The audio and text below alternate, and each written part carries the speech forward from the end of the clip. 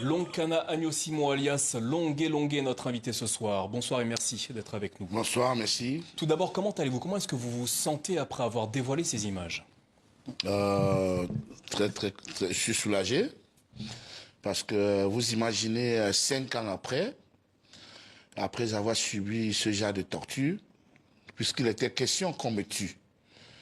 Donc, je suis soulagé parce que justice sera faite et ces gens comprendront qu'ils ne sont pas au-dessus de la loi.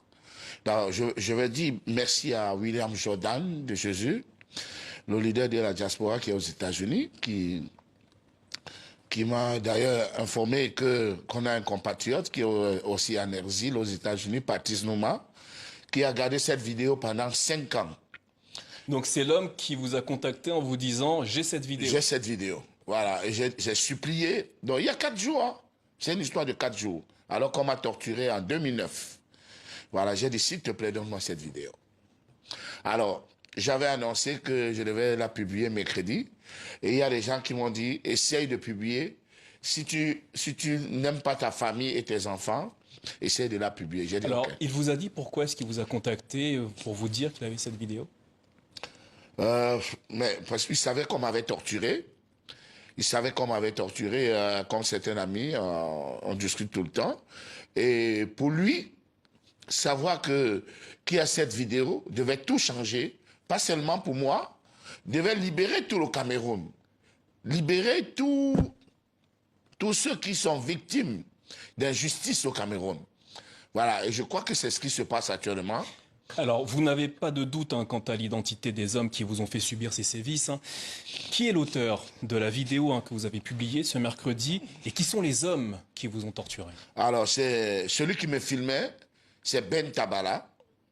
C'est Ben Tabala qui me filmait pendant qu'il y avait plus de 10 militaires musclés qui me tapaient avec toutes leurs forces. D'ailleurs, la vidéo... Qui est ce monsieur précisément? Pour nos téléspectateurs, Pardon? qui est ce monsieur?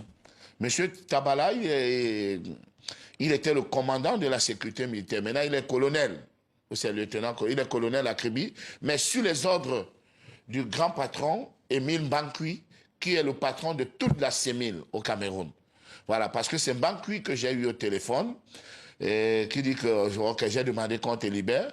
Et c'est Mbankui qui avait mon passeport. Il faut le dire, parce que ils ont arraché mon passeport avec un visa du Canada. Je n'ai plus jamais eu ce passeport. Quand vous dites Bankui, vous parlez d'Émile Bankui, c'est bien ça? Émile Mbankui Julien. Voilà, c'est son nom. Émile Mbankui, qui est le patron de toute la sécurité militaire au Cameroun.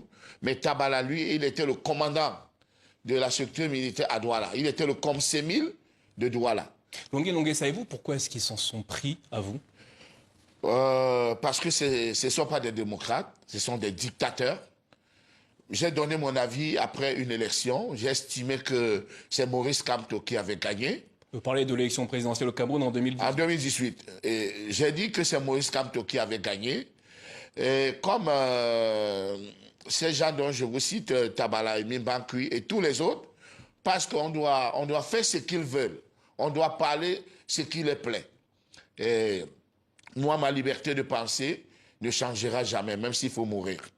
Alors, Joseph Betty-Assobo, le ministre de la Défense, a réagi à travers un communiqué et a ordonné l'ouverture immédiate d'une enquête au sujet de la vidéo que vous avez dévoilée ce mercredi.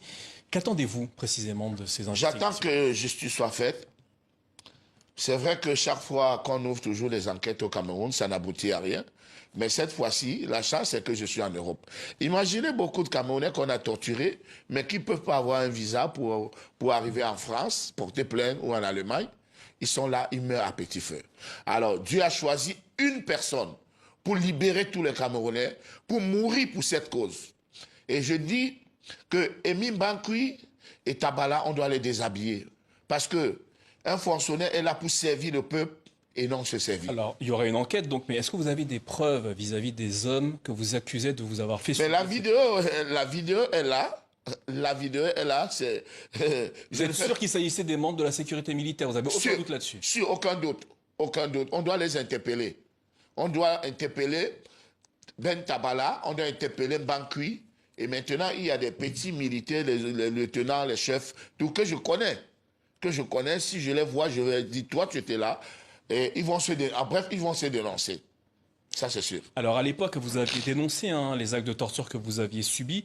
Dans une récente interview à Jeune Afrique, vous disiez ne pas avoir été soutenu par la population congolaise. Est-ce que vous pensez qu'aujourd'hui les choses ont changé? Camerounaise, pardon. Est-ce que vous pensez qu'aujourd'hui les choses ont changé? Vous entendez, vous recevez des messages de soutien? Les choses ont changé. Tout le monde, les gens s'excusent. Vraiment, on n'avait pas cru. Quand tu me disais on t'a torturé, personne ne croyait. Vraiment, excuse-nous. On a les larmes aux yeux. D'autres me disent libérateur. Toi seul, tu vas libérer le Cameroun. Même tous les politiciens réunis ne feront pas ce que toi, tu vas faire.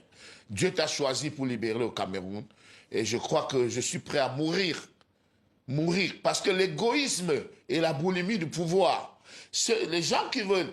Imaginez un peu un papa qui a déjà fait 40 ans au pouvoir, il ne comprend pas qu'il doit aller se reposer.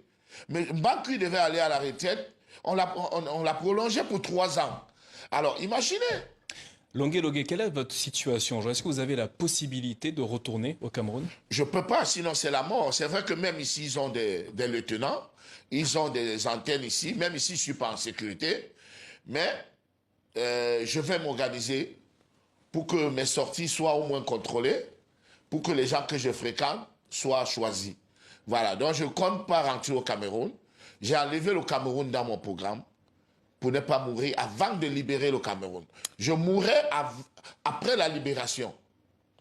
Longué, merci d'être venu témoigner ce soir sur notre plateau au sujet des sévices que vous avez subis de la part, selon vous, des membres du service de sécurité militaire. Merci à vous. C'est moi qui vous remercie.